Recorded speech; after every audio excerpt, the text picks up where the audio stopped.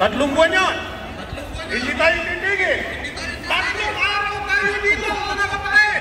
Kaya natin! Kaya natin! Ayaw ba natin to? Kaya! Tigil! Kaya kiwalan! Sige. Pero iiwan namin kayo sandali.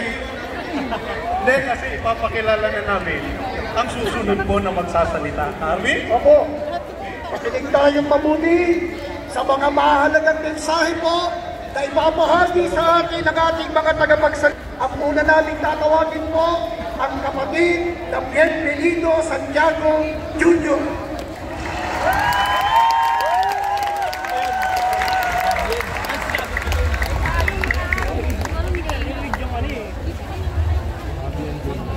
Mga kababayan, magandang araw po sa inyong lahat. Narito po tayo ngayon mula po sa iba't ibang sektor ng ating lipunan, sa iba't ibang relihiyon, iba't ibang samahan at mga organisasyon upang sama-sama nating isagin ang napakahalaga at napapanahong mga panawagan. Ito po ay hindi pakikialam sa politika. Pakikialam ba ito sa politika, mga kababayan? Ito po ay paggamit natin sa ating karapatan at kalayaan sa pagpapahayag at kalayaan pagtitipon na kinakaransyahan po ng ating saligang batas. Ang Iglesia ni Cristo po ay kaisa ng marami nating kababayan na kumukunti na sa napakalaking korupsyon sa mga flood control projects na kinasasakutan po ng mga matataas na opisyal ng ating pamahalaan. Kaya tayo po ay nakikipagkaisa din sa napakaraming mga Pilipino sa iba't ibang panig ng ating bansa, maging sa iba't ibang panig ng ating na sumusubaybay accountability. Dapat panugutin ang lahat ng mapatutunayang sangkot sa korupsyon na yan.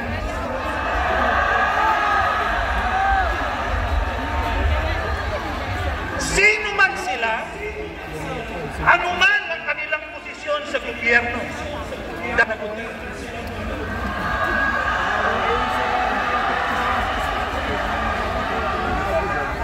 mong ibalik ang mga inakaw nila sa kabangbayan.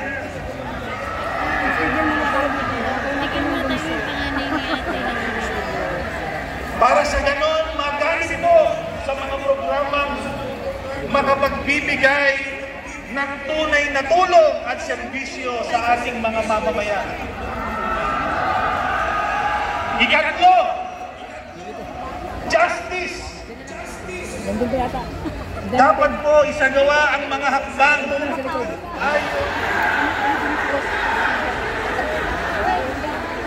at ika-apat, napakahalaga din ito. Tulad ng transparency, accountability, at justice. Ipinapanawagan din natin ang peace o kapayapaan. Tama ba, mga kababayan? Habang hinahangad natin ang katotohanan at justisya, ayaw natin, uuli na natin, na magbunga ito ng karahasan at kaguluhan. Ang layunin natin ay kapayapaan para sa ating bansa. Kaya mga kababayan, tatanungin po namin kayo, gamitin natin ang ating karapatan sa malayang pagpapahayag. Sumagot kayo ng malakas, sabay-sabay at masigla. Ang mga masamang gawa dapat itago o dapat ilantad. Ilantad! Ilantad! Ilantad!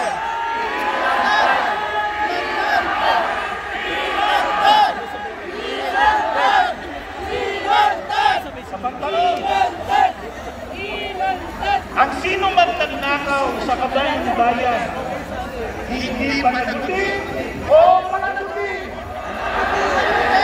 Panagutin! Panagutin! Panagutin! Panagutin! Panagutin! Panagutin! Narinig po namin malinaw ang inyong sagot. Sana naririnig yan ng mga kinauukulan. Kaya tama lang po, kasama-sama nating ipanawagan ang ukol sa transparency at accountability.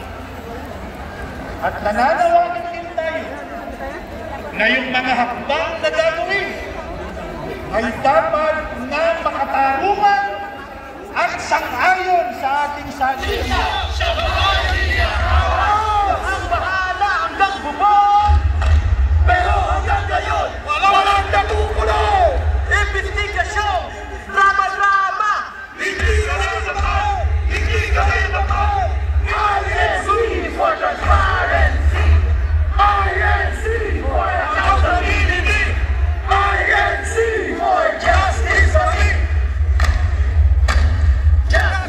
Dahil sa sistema ng ginawa nila, puro hindi ko ayos. Wala akong malasakit sa kapwa ito, kaya kami nagkaganito. Pahirap.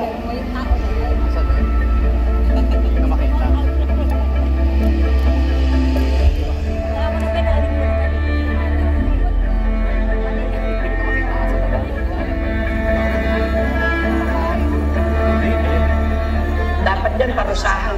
Kung may natitira pang pera, ilabas nila para matuloy yung proyekto. Dahil kawawa ko kami. Ginuramot lang yung pera, kaya ganito yung nangyayari sa flood control. Ayan, yung taong bayan yung naapektuhan kasi lumambo na. Ilang buwan na ako na nasa baha. Ang maitutulong namin, hindi lang yung niyap, kundi sabihin ng kanilang damdamin, tatlong araw, sisigaw, Hustisya! Hustisya!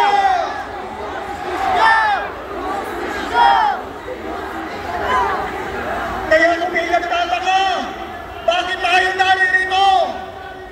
Tayo dapat magtaka, bakit wala sila rito?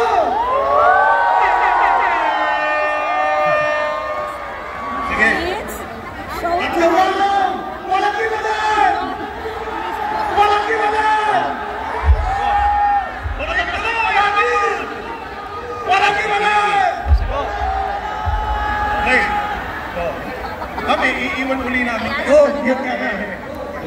Diba? Ulit-ulit ko ba? Ilan na ba sa kanila ang nasikasuhan?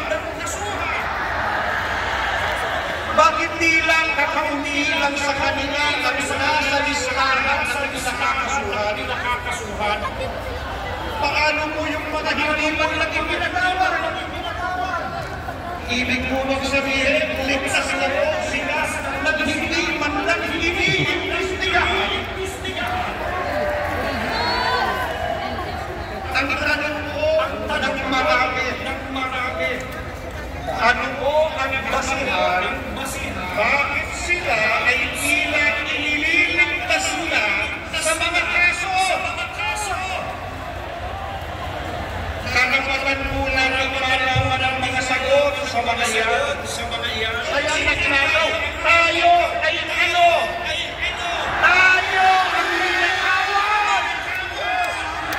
Pagkatapos tayo pa, nung magreklamo tayo bang inaakusahan?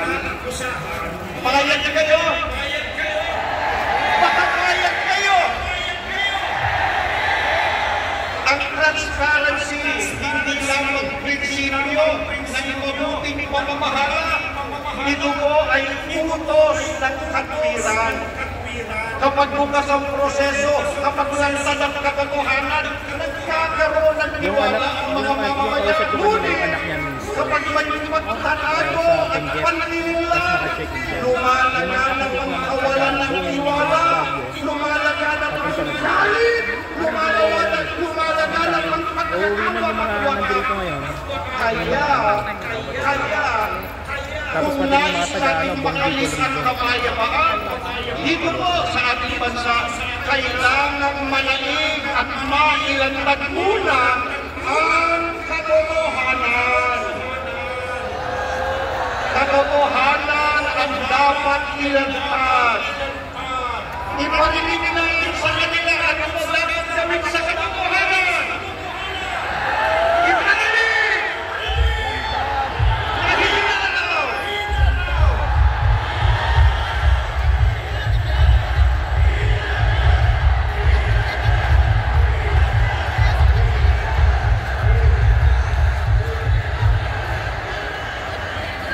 Gaano ba kahalaga ang transparency sa kinalakasan ng ating bayan? Kapag ang mga kabataan INC for transparency! INC for accessibility! INC! Dali, rally kayo. Dito. Rally kayo. Dito.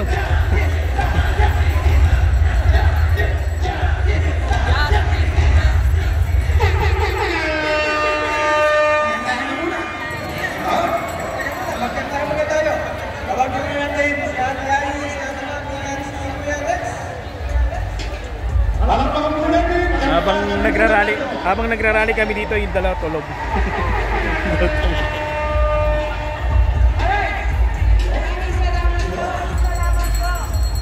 Maraming salamat sa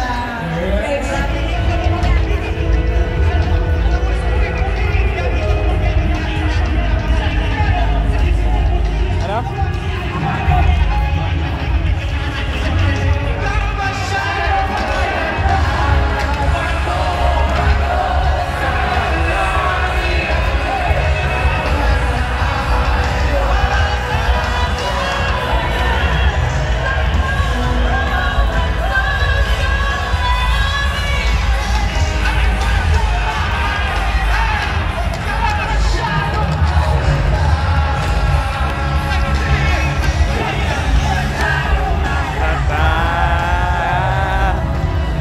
Huwag kang masyadong halata.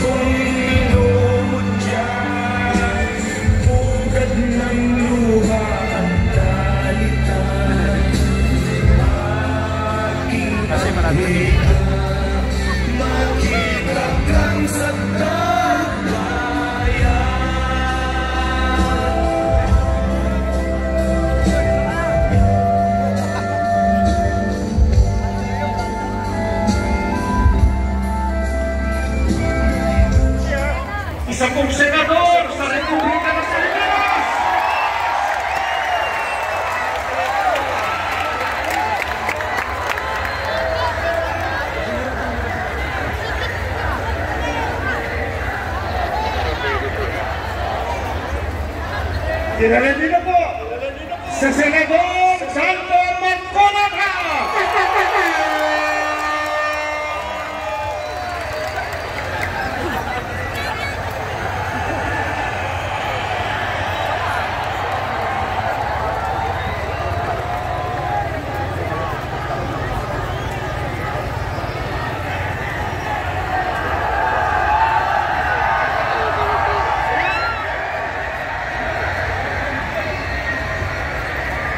Magandang gabi po sa ating lahat, mga kapatid, mga kababayan. Okay pa po ba kayong lahat? Kayang-kaya pa po ba? Alam po ninyo, ang isang malayang pagpapahayag at maramihang pagtitipon, transparency. Sa konteksto po ng ginagawa na pag-uusisa at pag-iimbestiga sa mga anomalyang paglalatag ng flood control project sa ating bansa, ito ay dapat lantad, bukas, katanggap-tanggap at makatotohanan. Hindi kagaya ng nakikita natin ngayon. Ako po ay magbibigay sa inyo ng mga ilang halimbawa. Halimbawa nung ako po ay chairman pa ng Blue Ribbon Committee.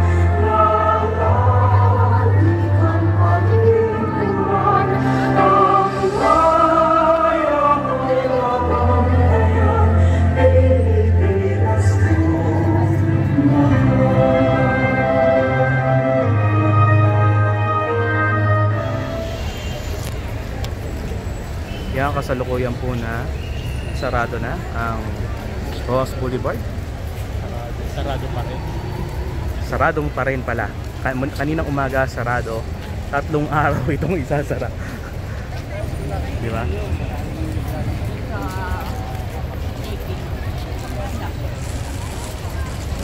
Oh, kaway-kaway mo na dito.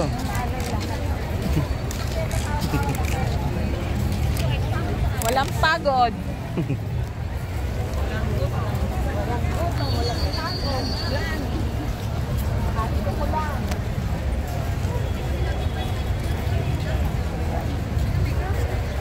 Tuwing biro mo, tayo na nakakapunta sa meron kapag ano. Pan-run lang. Pero isang lane lang yun. Isang lane lang. Ano naiwan niyo sir? Yung ticket. Yan o, may dala pa rubber sa sila. Okay, kasalukuyan. Magmula pa kaninang umaga, sarado na ang Ross Boulevard.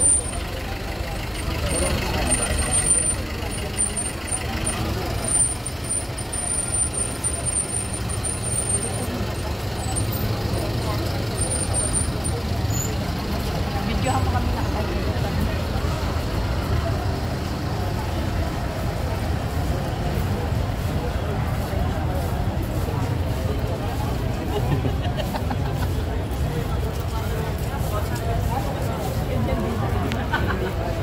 Kahit pala dito ka na naman tayo ng punta, no? Tutulugan mo lang, no? Magtinda ka ng lugaw. Dito, yung dito mo na rin. Magtinda ka lugaw dito, dito mo nalutuin. Dito. Makakariton. Oo, yan. Kahit ano. Dahil marami na matutulog dito. Yan, andito na po kami ngayon halos sa, ano, sa Ermita. Sarado pa rin hanggang dito ang ano, dahil daming bus, no? Yan ang pinagkatawanan niya na ayaw ko na napapasok ba? Kaya nga.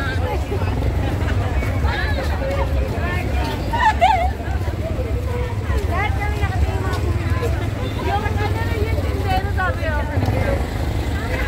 Ano na paisip din siya kung niluto na napaisip.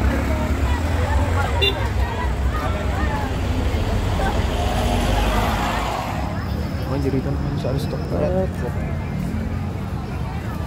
Buong kahabaan ng Ross Boulevard ay sarado, di ba?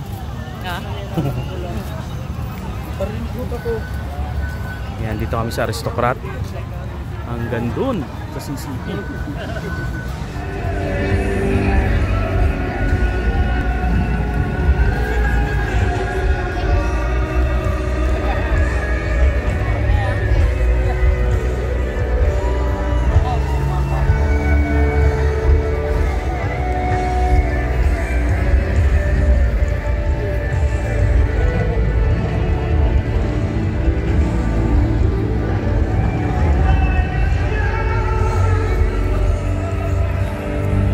yan, kain agad? Ha? Unan? May dala ka?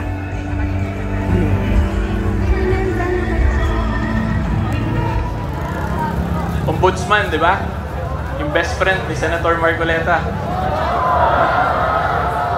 So yung ombudsman po, that is also an independent constitutional office na ang trabaho niya, protektahan tayo from corruption ng iba't ibang government officials natin. Therefore, yung Pilipino, it would appear in his eyes na hindi bias yung ombudsman. Dapat ganyan po yan. Kaya nga po, independent constitutional office yan siya. Kasi pag independent constitutional office po, ibig sabihin yan, tayo mismo direkta ang nag-create ng office na yan. Constitutionally approved and created. Okay? Ngayon, tanungin ko po kayo, ano ba tingin niyo sa ombudsman? So kung may nakikita po tayong abuses sa mga karapatan natin, huwag po tayong pumayag, huwag po natin itolerate yun. Manindigan po tayo at magsalita po tayo. Okay? Yan lang po yung request ko sa inyong lahat kasi pare-parehas po tayo dito ngayon, ordinaryong citizen na ayaw sa corruption, ayaw sa mga pagnanakaw na yan. So sana po itong message ko na in-explain ko sa iyo at kung gaano ka-important po yung trabaho talaga natin as the Filipino people. Okay? And lastly po, ito lang din request ko, hindi sa inyo na nanonood or nandito ngayon. Itong request ko po is para dun sa mga government officers natin.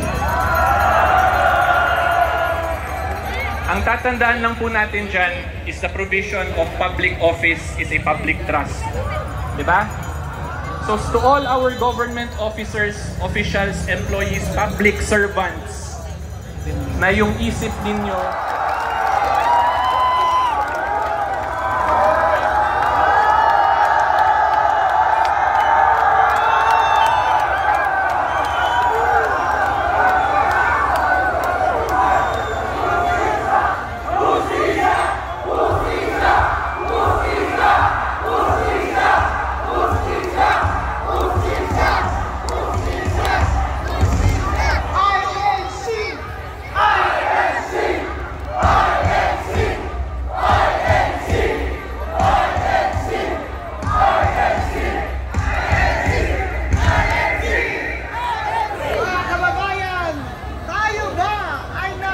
demokrasya? Tayo ba ay sa malayang bayan? Nabili ba tayo noong nakaraang eleksyon? Pero tama ba ang mga ginagawa nila sa ating bayan ngayon? Hindi tama, hindi tama, hindi tama, hindi tama, hindi tama, hindi tama.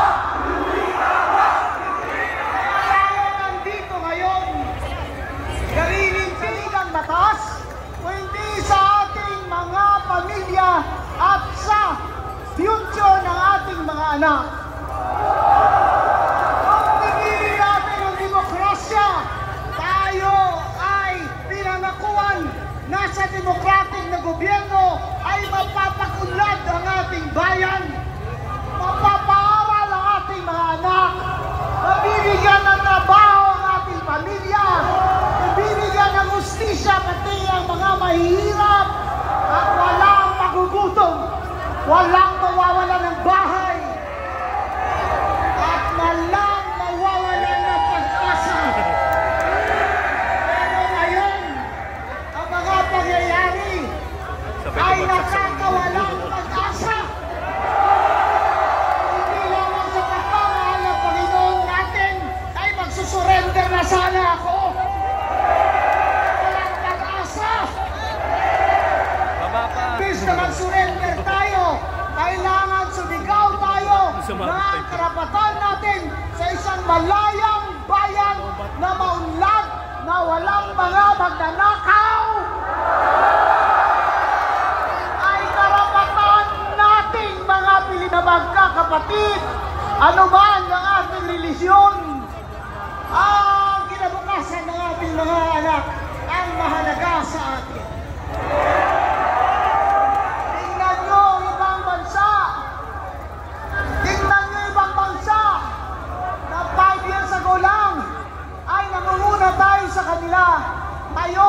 nasa kulelat na tayo. Lalo na tayo. Turismo, kulelat. Edukasyon, kulelat. Employment, kulelat. Gross domestic product, deficit. Foreign direct investment, wala ng kapital na pumapasok. Kahit ano pa ang mga advertisement nila sa ibang bansa, wala nang gustong mag-negosyo na ibang bansa dito sa bayan natin minamahal. Dahil naman sa isang tinaga, korupsyon. Korupsyon ang Pilipino na dating tinitingala sa ASEAN na tayo'y magigiting na mga tao.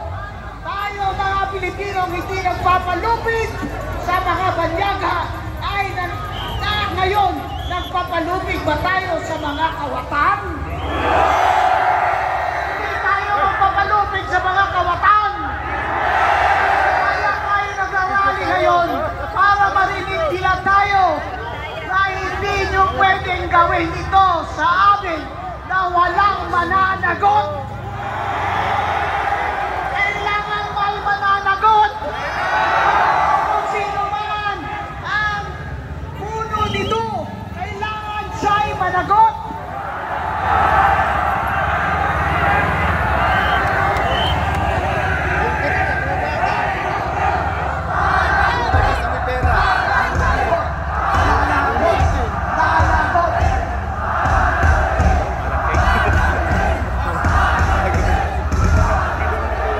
Matagal na ako dito sa buhay.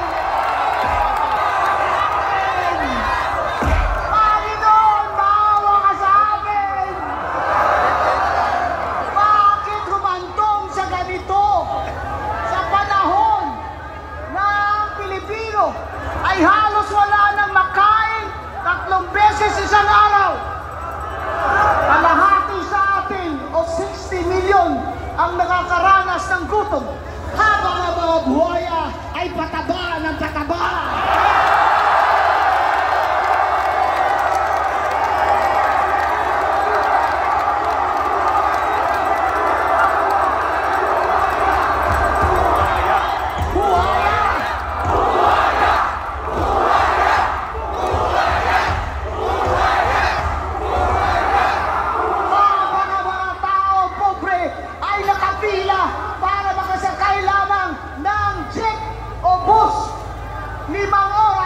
Makauwi ang mga buhaya ay naka-helicopter.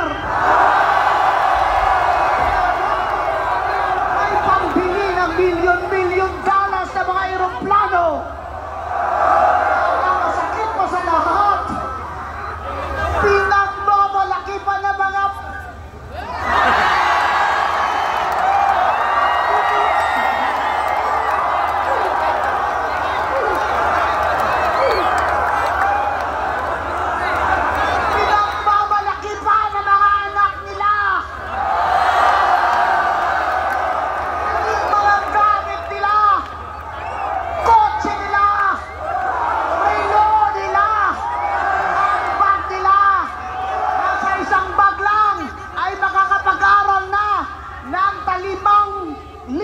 estudyante. Saan galing yan? Lahat yan galing sa atin. Mayaman o mahirap ng babayad ng tax.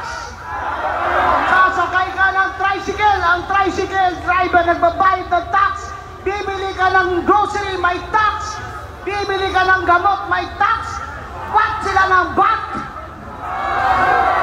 Dapat isa dyan, tawagan nyo na talagang Batman.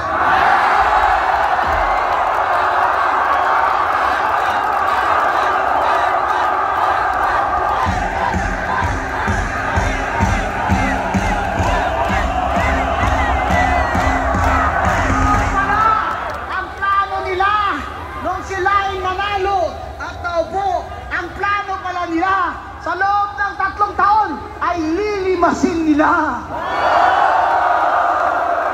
ang bayan. Habang tayo'y naghihirap, habang Pilipino'y nangangamatay, dahil wala man lang pambayad sa doktor at sa gamot. Namamatay ang mga bata dyan sa Philippine Heart Center dahil hindi napapaopera sa puso, habang ang mga buhaya ay wala nga ba silang puso?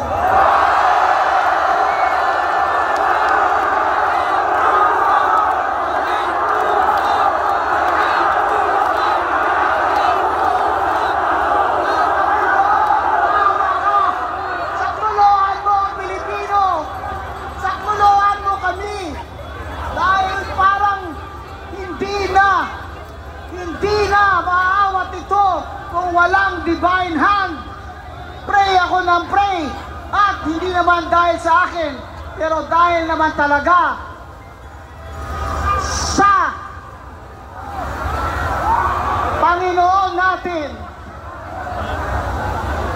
ay nagkabaha, lindol, at lalong naramdaman ng mga tao ang kahirapan at katakawan ng mga magnanakaw. Pupunta ka lang sa ospital, lulusong ka pa sa baha. Mga anak mo dahil kinagat ng daga. Sana magpadalaan ng milyong-milyong daga. Kung banda sa kanila.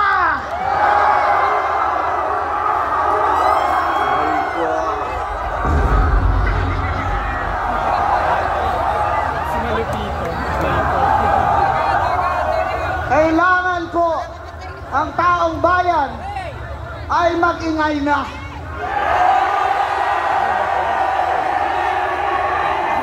Tayo may obligasyon sa pagdarasal o hindi sa pag-aksyon din. Kailangan ninyo sa libro ni Joshua, 7 araw, inikot-ikutan ng mga tao ang Jericho. Anim na araw. Ikot. Jericho. Sa ikapitong araw, sumigaw ang mga tao. Mga magnanakaw. And on that day, the walls of Jericho came crumbling down. Our God, that is the power of our God, and that is the power of the prayer of God's people. Panginoon ko, bigyan niyo kami ng sapat na lakas na ipatuloy itong aming mga hinanaing, at malipol na po sana ang kasamaan dito sa gobyerno sa Pilipinas. Sana po magising na rin ang aming mga kapatid, at sa 2028 ay wag na iboto itong mga magnanakaw na ito. Mga kapatid, mga kababayan, alang-alang sa ating mga anak na 3 taon pa pag ganito at walang mananagot, ay walang pagbabagong mangyayari. Doon sa ibang bansa, sa Indonesia, na grabe number 1 sa... Maraming salamat mga kapatid, at maraming sana tayo ng mahal na Diyos. Salamatan natin, Atty. Rowena Benson. Apat na salamat po. Salamat po.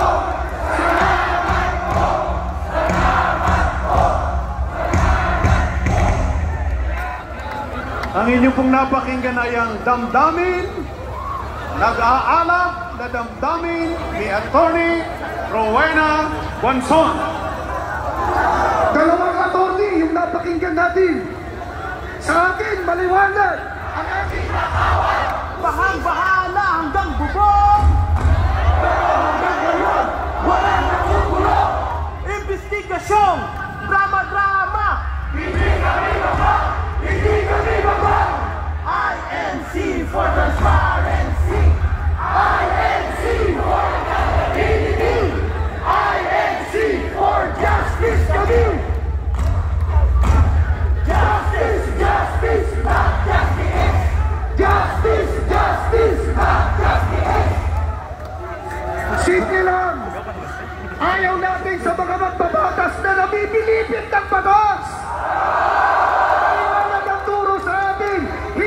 Nahihirang ang katwiran pag pinabaluktot ang katarungan. Isigaw natin, tulak! At hindi tayo titigil! Naiparinig ang ating tinig! 3 araw yan! Kaya pa ba? Kaya pa ba?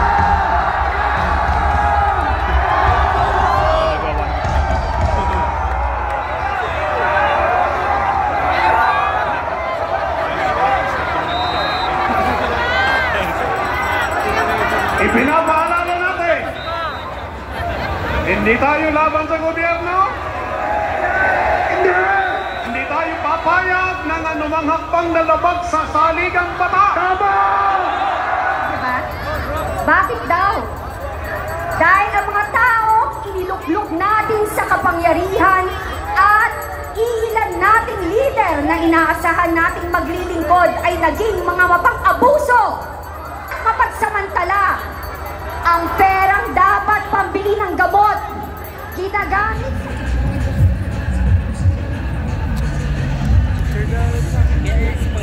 sa 0.5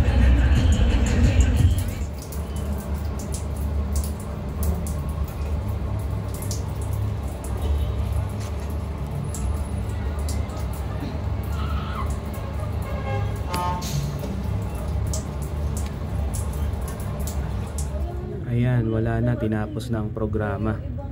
Nagbabaklas na. Ayan. Binabaklas na ang LED wall. Nag-uuwian ng mga kapatid. Ang bilis. Ang bilis nakaalis ng mga kapatid, oh. Tapos na ang laban. So, as of, ano oras na, Ter? 12:47. As of 12:47 nitong November, ano pa yan, 17? 18 na ng madaling araw.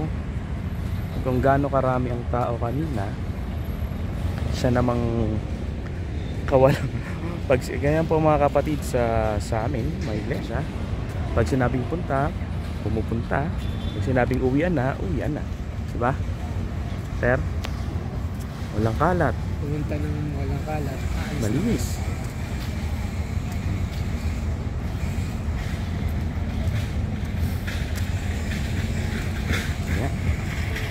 Ayos na lang. Sabi mo, Ter, si Dr. Rizal, andyan pa ba? Nakatayo pa din. Diba? Apakalinis. Samantala kanina, ano, grabe, walang mahulugang karayo. Yung puno hanggang dulo. Puno hanggang dulo. Kulang na lang yung puno, malagyan ng tapo. Yan, si Dr. Rizal.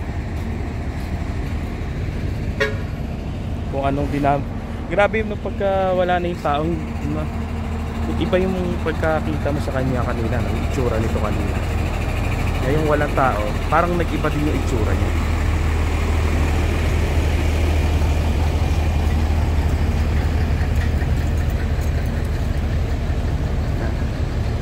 Oh, nangyari ko sa bata. Okay, as of mag-aalauna ng madaling araw. Ayan. Alauna ng madaling araw, November 18, no? Yung sinabing uwian na agad. Pero may mga natira pa rin kapatid dito nag-camping.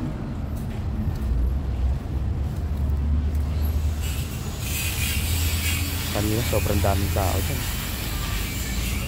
Pwede sa bike, gamit lang. Hi sister, anong lokal po kayo? Lokal po ng area. Sapampalay, Bulacan? Area po. Ah, okay. Bulacan. Kakadating nyo lang po ba? O Hindi, nung kami, nag-start kami. nung nag-start, nandito na kayo, okay. At least natapos ng maaga. Pauwi na po kayo niyan? Wala nga po kami. Bakit wala po ba kayong bus ng ano? Ba't hindi nyo na ipagpabukas? Mag-camping na lang kayo dyan. Sa bagay, mas madali biyahe ngayon, gabi. Walang traffic. Ingat kayo, ha? Sige po. Bye-bye. Nagmukha pa tayong vlogger doon, ha? So, ito po ang kasalukuyang itsura ngayon ng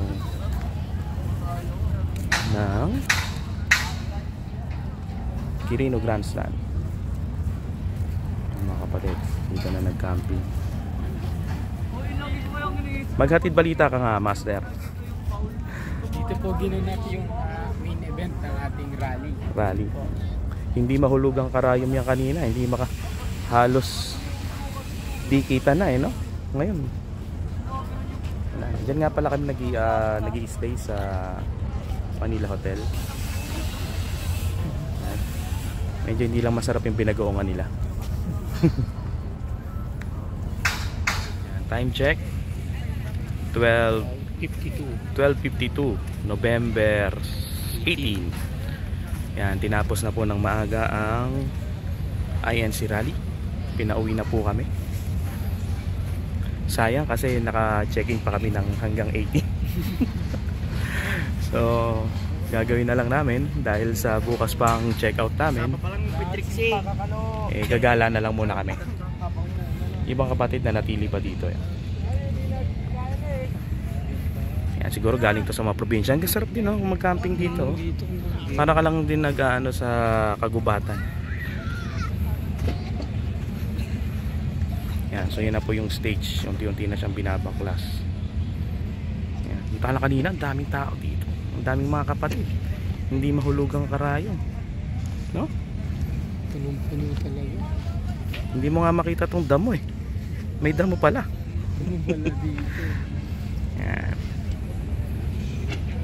So, masasabi mo, Master? Ikaw ang naging tagapaghatid balita. Mag-interview tayo mga kapatid. Lokal. Yan sila sister.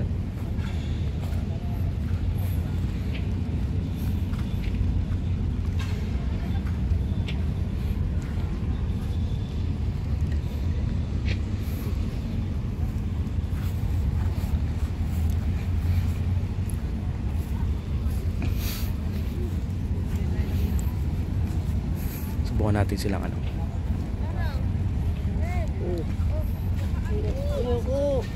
Mga kapatid, anong lokal pa po kayo mga kapatid? Sige po. Natapos ng maaga yung ano natin, rally, no? So, pero kung sakali, hanggang bukas din sana kayo? Yes po. Tapos nung unang araw, nandito na rin kayo? Very good. Anong lokal nyo ulit? Balagtasay po. Balagtasay, Bulacan. Okay, may bus kayo? May service kayo? DIY lang kayo? Hindi po. Try DIY lang? Wow. Ayos, masisiglan natin mga kapatid dyan. Thumbs up. Kami nandiyan kami sa may Manila Hotel. Sa likod niyan. Sa baba. Sa baba lang doon kami nag-tent. Doon din sa baba niyan. Sige mga kapatid, ingat kayo sa biyahe mamaya. Okay, lokal kami ng Pasay. Okay, bye bye, ingat kayo. Bye po. Yan yung mga kapatid natin, interview natin, from Bulacan pa sila, no? Wala. Ano lang, TikTok lang. ERSO_PH. ERSO_PH. Yan. Upload ko to, panoodin nyo. 1,400 followers pa lang ako dun eh. Okay. Thank you. Order na rin kayo dun ha. 1, 2, 3, 4, 5, 6, 7, 8, 408 na. Ayun na. Okay. Sige, papalo ko din kayo. Okay. Okay. ERSO_PH. ERSO. ERSO. Yan. Ingat po kayo. Yan. Ako yan. Sige, bye-bye. Ingat. Yan. So, ito mga... Yan, natutulog pa sila yun, no?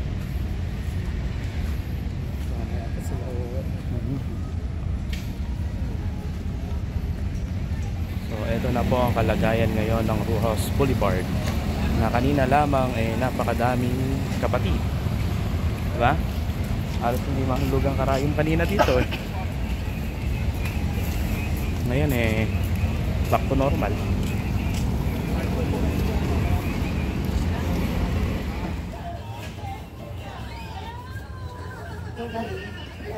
Sarap buhay oh. Iyo. Si daddy natin kawawa. Si daddy. Sumama dad eh. Lamig.